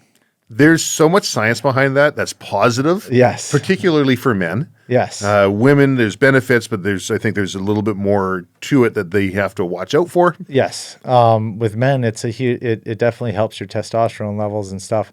And I mean, just longevity in general. And it goes back to that book I was talking about, Lifespan. Okay. He goes deep into that. And that guy actually, his job, and he's funded heavily and works at Harvard in a lab to study human cellular structure and how to elongate human life. And he's very adamant that our generation, in our lives, we're going to have we'll have what we need to live to 120. No problem. But he's like, the sky is almost the limit for human lifespan. And don't worry, there's a huge chapter on what's that going to do to the planet if everyone lives that long. Yeah. And he actually has some great points in that about, like, how it's not going to be the decimation of the planet. But anyway, the whole point of it is fasting is a huge part of what he talks about, because we didn't get to where we are as human beings by having 3 meals a day. Well, doesn't fasting have cellular regeneration? Yes, because when your body has no food to digest and your cells aren't full of glucose, they now go, oh, what's our other job? Oh yeah, regeneration. Whereas if they're so focused on just dealing with the constant digestion and the constant processing of food and energy and glucose in their cells, they never have time to go, like, hey, there's a cancer cell over there. We should get that out of here. Or there's like a virus. Let's get that out of here. Also, a fun fact, if you're in a fasted state, you cannot get coronavirus or any other virus like that, or Come on, really? Anything like that. Yeah, because there's no glucose in your cell. You can't develop cancer cells if you're in a fasted state. It literally is the silver bullet to health, because when you're in that fasted state, there's no glucose left in your cell. And I'm talking like 15 hours plus 17 hours. Beyond 17 hours is actually like the real money time. Okay. So if you can push yourself, so you have an early dinner and you're pushing yourself past noon the next day before your next meal, before anything but water goes in. Now your cells have turned within, and they're cleaning up junk DNA and junk cells. They're cleaning up your system, but also if a virus enters your body during that time, now after you eat, that goes away because then you now have glucose in your cells. But all these diseases and viruses, they need glucose to reproduce in your system. And so if they don't have it, if there is no glucose in your cell, you will not get the virus or the disease. And again, that is only when you're in the fasted state. Right. It doesn't count beyond that. So it's not like, oh, I intermittently fast every day and I can never get sick. Well, there still is periods of time where you can get sick. But, there's a lot of science behind, like, if you are sick or you're getting sick, stop eating. Like, just drink water. Feed a fever, starve a cold, or whatever the old... Yeah, and I mean, like, how when you get really sick, you're not really hungry, you don't have an appetite? Yeah. That's your body going, like, don't eat. Interesting. We need to just focus on dealing with this, and then after we're done dealing with this, you can eat again. Because anecdotally, I will do that. I won't eat. I feel myself getting sick, something happening. Yeah. But like growing up, my mom would always be like, you got to have chicken noodle soup, or you got to, like, here's some Sprite. I'm filling my body with sugar, and I'm putting food in. So now my body's like, well, we can't deal with getting you better. We're dealing with all this food and sugar that you're putting into us. Yeah, sugar's a killer, isn't it? It is. I mean, there's good sugars. There's like like your natural like honeys and maple syrups and stuff, and to a certain extent, like you can't just like consume just start huge quantities of it. But it's like when my kids get sick or a cold now, I just give them a scoop of honey, like local honey from my town, and it works way better than giving them Tylenol, because Tylenol works great for them to sleep because it like numbs them and it basically masks all the symptoms. It never will make them better. It's not a healer. It's just something to help you deal with your symptoms. And so the scoop of honey actually has those antimicrobial, antibacterial properties that are going to actually, and they love it. So it's easy to convince them to take it, but it actually helps them get better. Kept bees for a number of years, my wife and I. Oh, nice. And, now talking about it here makes me want to put a couple more hives up. Right, My neighbors used to have bees, and my yard is packed with flowers, and they would give us honey, and we're like, oh, this is honey from our yard, which is about as close to home as you can get. But yeah, man, if you have the time and energy for stuff like that, it's of course amazing to do. Yeah. Awesome. Fasting, intermittent fasting. Intermittent fasting is a game changer for me. I've noticed nothing but positive aspects to it. I am so sold on it, and I'm going to continue to do it for as long as I feel necessary. But at the same time, I don't see a time where I won't at this point. Yeah. We'll see. I mean, I haven't even been a full year of doing it yet, but I've just noticed so much good coming from it, and I just feel better. I feel light. Is it easier if you're a vegetarian? No, because I love food. Yeah. You should see me eat. Yeah. My brother and I, like, we almost ate my parents out of house and home, and like I'm a big eater. And it's not about like eating less. It's about eating less often. And so I still consume similar amount of calories a day, but I just put the space in between much longer. And then I do 2 bigger meals instead of 3, I spent a couple months over in Greece, and I love eating. Yes. I love food. And I realized I just like all the variety of flavors. Like we got Vietnamese food, we got Japanese food. Vancouver's great for that. We got everything, right? Yeah. And I'm like, and then we've got access to all this stuff. And when I was over there, it was the same kind of access to food, the same greens, lamb, chicken, and I just got bored. And I was not hungry, but I lost 30 pounds. Yeah. That was over about a 2-month period. Yeah. Well, that's your body. Like a lot of people think that, oh, if you starve yourself, if you go hungry, your body's going to start eating its muscle mass. Our bodies are not designed like that. Mother Nature didn't design us so that the first thing our body starts eating when we don't get food is our muscle mass. It goes straight for the fat reserves.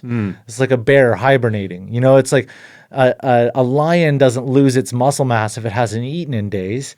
It loses all of its fat. And that's the first thing to go. So yeah, that's another huge benefit. You get into that 13 to 15 hour fast. That's your like fat burning big time stage. That's when your body's just like feeding on fat. Well, Michael Easter wrote a book called The Comfort Crisis. Yeah. Popular book. I just finished, actually, I started reading it and I finished listening to it on a road trip. A friend of mine gave me the book, says, you got to listen to it. It's really good. It's got some good info. And he talks about intermittent fasting, but also the psychological benefit of not always being comfortable. It's okay to be hungry for a while. I think it's really good for your mental strength. It's really good for mental fortitude and like not becoming someone who has an addictive personality, or, you know, if you can like just be hungry and be okay with it and then move on with your life.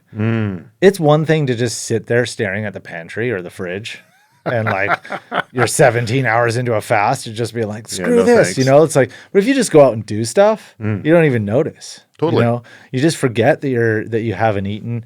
And yeah, it's how we evolved.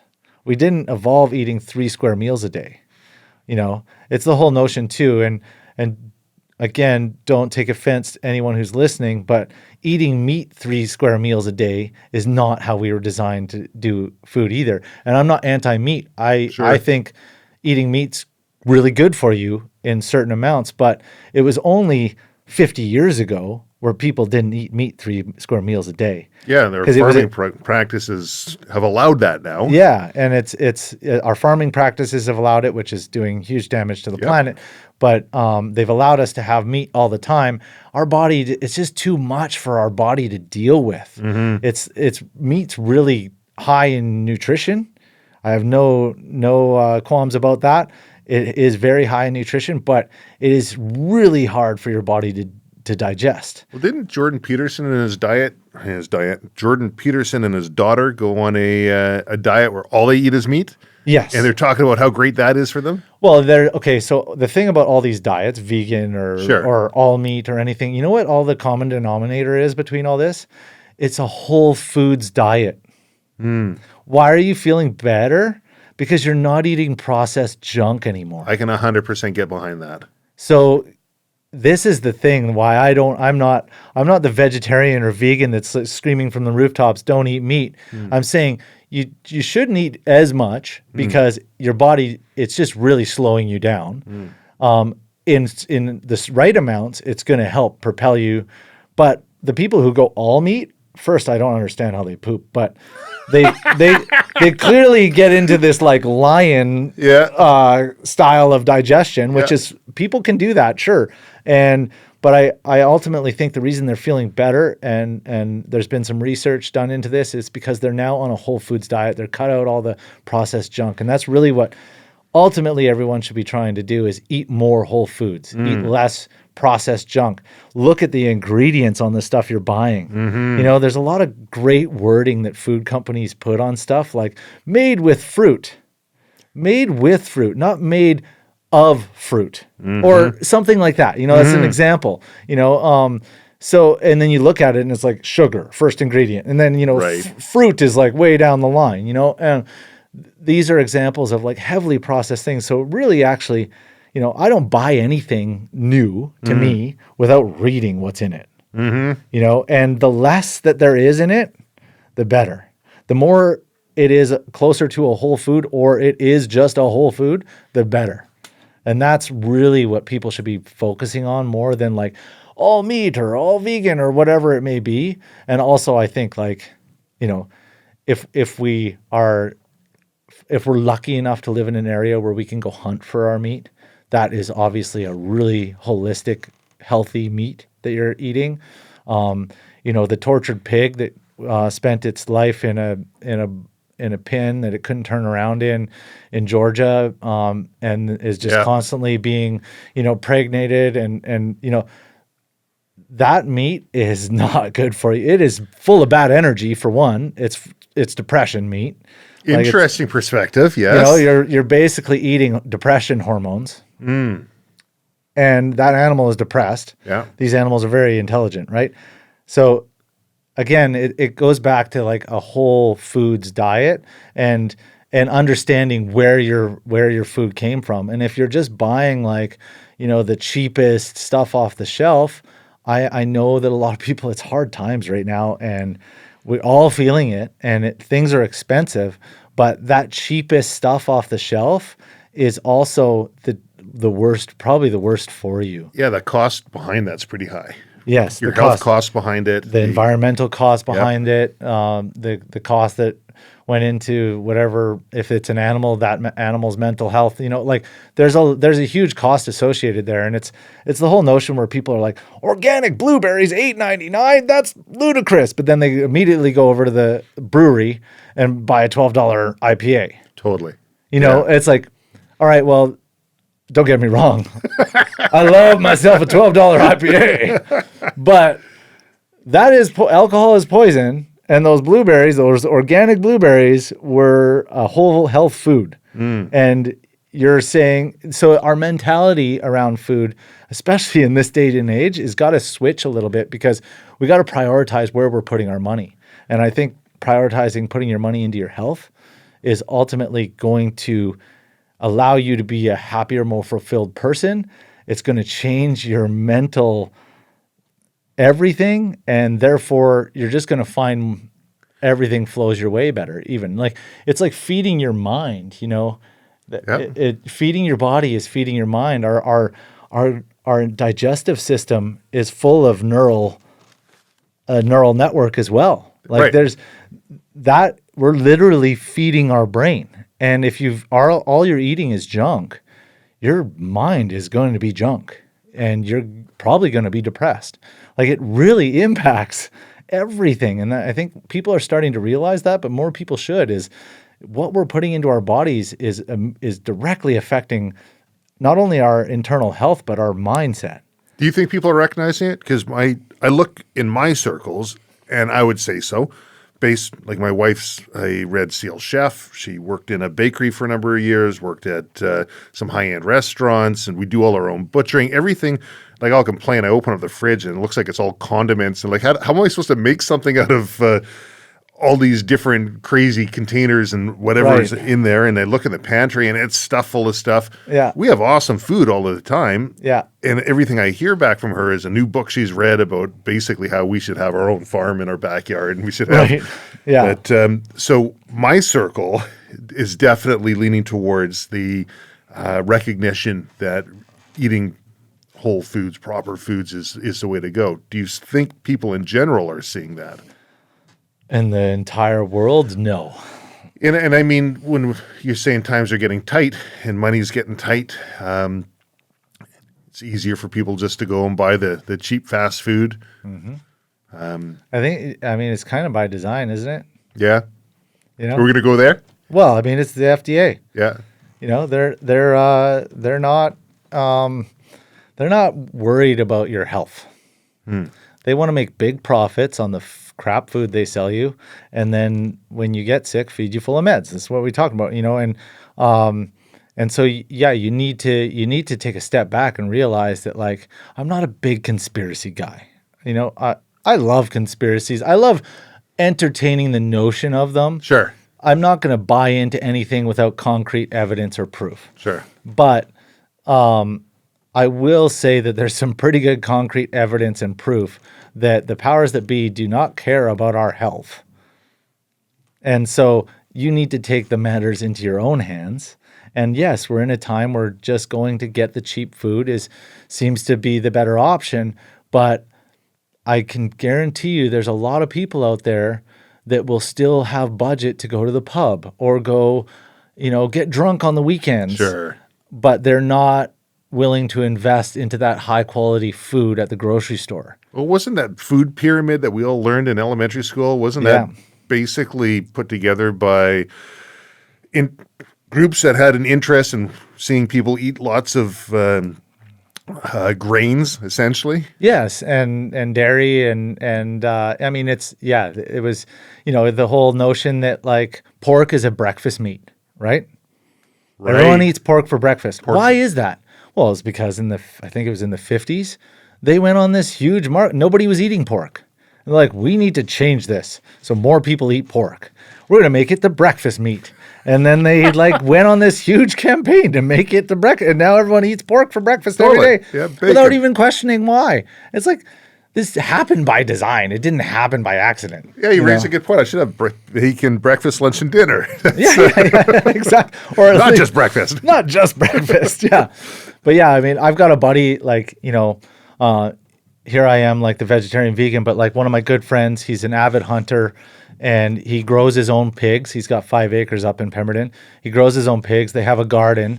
The deer come and eat their garden all the time.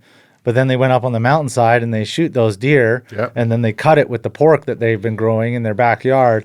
I'm like, that's a closed system right there. Not everyone has that. Living the life. Not everyone has that like ability. They don't all live on a 5-acre property in the countryside, but understanding that should be, you should really try and understand where your food's coming from and what's in your food. And it should be the most simplest, basic ingredients. It's when you look at bread, for instance, like 12 grain artisan bread, and you look at the back and it's got like 1 million ingredients in it, and it's full of all these like B12 and riboflavin and riboflavin, all this stuff, and you're like, oh, this stuff is all good for me. Your body doesn't know what to do with all that. There's too much stuff in one little mouthful that your body's like, nah, I can't deal with this. Whereas if you just had bread that was just like flour, yeast, water, salt, that's a way healthier product. And it could be white flour. It's still healthier than your 12 grain artisan riboflavin filled bread, So understanding that the most simple ingredients is ultimately the best food for you. And this is, mushrooms are just mushrooms because, it's like, it goes right back down they're a whole food, and they're a whole food that's really good for you. And so there's a lot of whole foods that are really good for you. You look at the blue zones. You heard of this? No, what's that? Oh, it's like the zones in the world where people live over 100.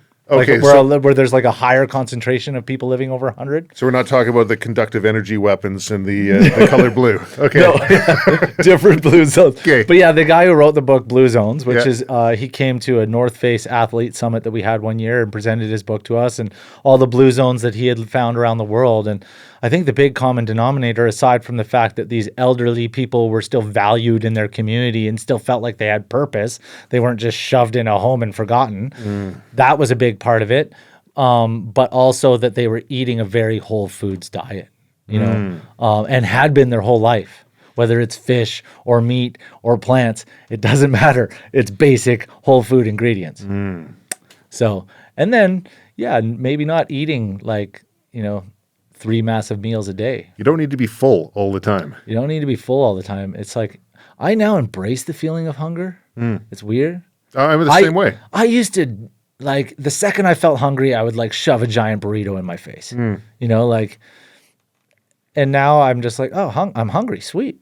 Like, I am officially in a fasted state. Done. Yeah. We're doing it. It's like, this is good for me. I find that hunting as well too. I'll go out and I might miss a meal, or I might end up working on an animal for a longer time, and I'm real tired, and I'll skip it and I go for the next one.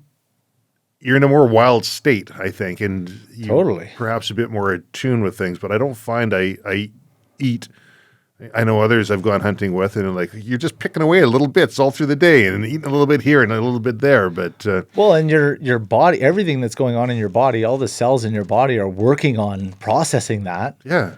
And meanwhile, the person who's in a more fasted state, your body is 100% focused on your environment. Your energy is 100% in tune with your environment. Yes. So there is a real scientific thing going on there. And I think it's really cool to to start to go down that path. And for me, it's just been very enlightening, Cool. to realize all these things in the last number of years of my life. And I don't know everything, and I don't claim I ever will or anything like that. But, I'm just, like I say, I'm just trying to become a little bit better of a human, or more educated human than I was the day yesterday. And tomorrow I hope to again. And if I can keep doing that, then I think I'm winning, in life. And a big part of that education has been all the things we're just talking about diet and food and the reality of the world we live in.